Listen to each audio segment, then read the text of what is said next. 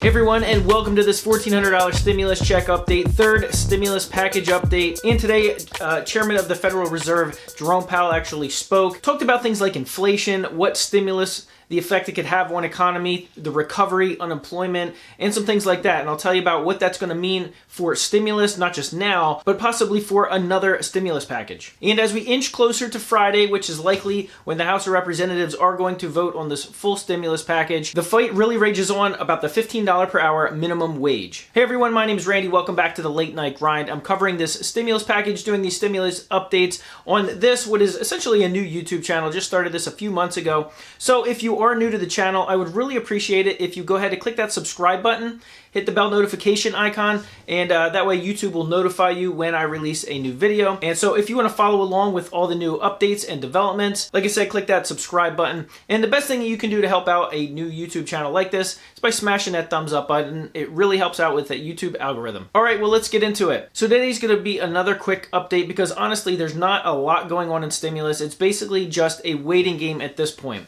This Friday, possibly Saturday, but I'm thinking it's going to be Friday, the House of Representatives will vote on the American Rescue Plan bill. Now, this has already been approved. It's been approved to go through as a reconciliation process. It's been approved by all the budget committees, including the House Budget Committee, which are essentially all the approvals that it needed to be moved through as a bill. So Fed Chairman Jerome Powell spoke, and he was basically talking about unemployment, how long it could take for unemployment to reach levels that it was pre-pandemic, and he talked mainly about the bottom 20% of those on unemployment. The bottom 20% of earners in this country are essentially right now experiencing the highest unemployment rates. And so what he was saying is that the Fed remains committed to keeping rates low, meaning borrowing rates for money, as long as those unemployment rates stay as they are. So until they get better, the Fed's position is that they're not going to raise rates, and this could be a several year process. So actually, I heard a couple of months ago when they were talking about it, the Fed hinted at not raising rates for 4 to 5 years. Now it sounds like it could be maybe a 2 to 3 year process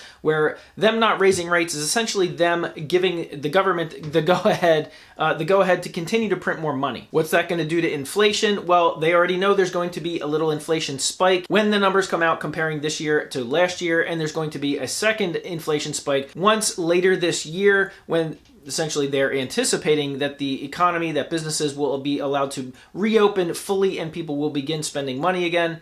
There will be another inflationary tick. And their response was basically that, yeah, we know it's coming and we're okay with it. And once he made those statements, the stock markets reacted by regaining all of their losses that they had this morning. There was over a 360-point loss this morning.